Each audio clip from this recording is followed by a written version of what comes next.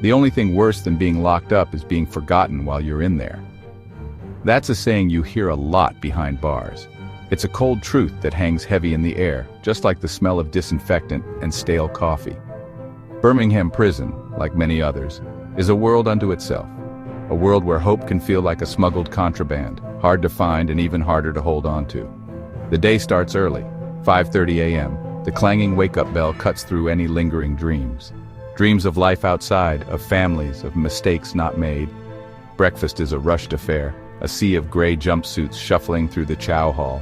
The same faces, the same routines, day after day. It's easy to lose yourself in the monotony, but even within these walls, humanity persists.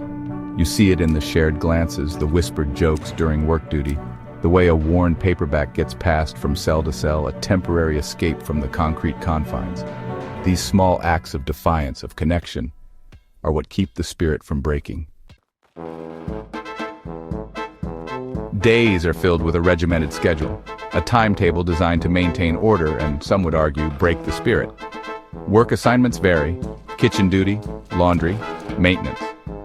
The tasks themselves are mundane, but they offer a small sense of purpose, a break from the monotony of confinement.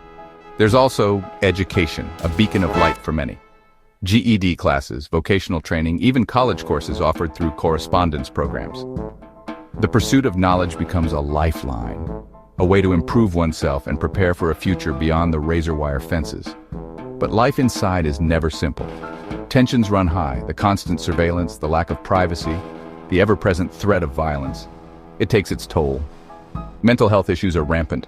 Depression, anxiety, PTSD, the invisible scars of incarceration run deep. The outside world can feel a million miles away, but glimpses filter in. A letter from a loved one, a visit from family. These moments become lifelines, precious connections to the world beyond the walls. There are also programs that try to bridge the gap. Group therapy sessions, substance abuse counseling, anger management classes, all aimed at rehabilitation, at equipping individuals with the tools they need to rebuild their lives.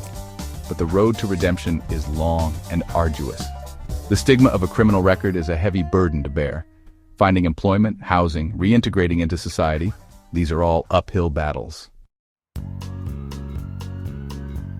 Despite the challenges, there is hope.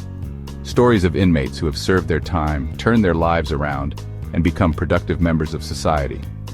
They are a testament to the resilience of the human spirit, proof that change is possible even in the darkest of places.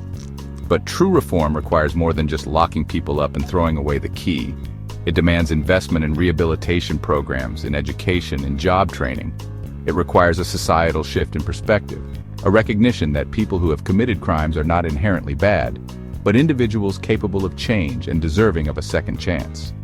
The road to redemption is long, and it starts with understanding, compassion, and a belief in the power of second chances. It starts with recognizing that even within the walls of a prison, hope can bloom.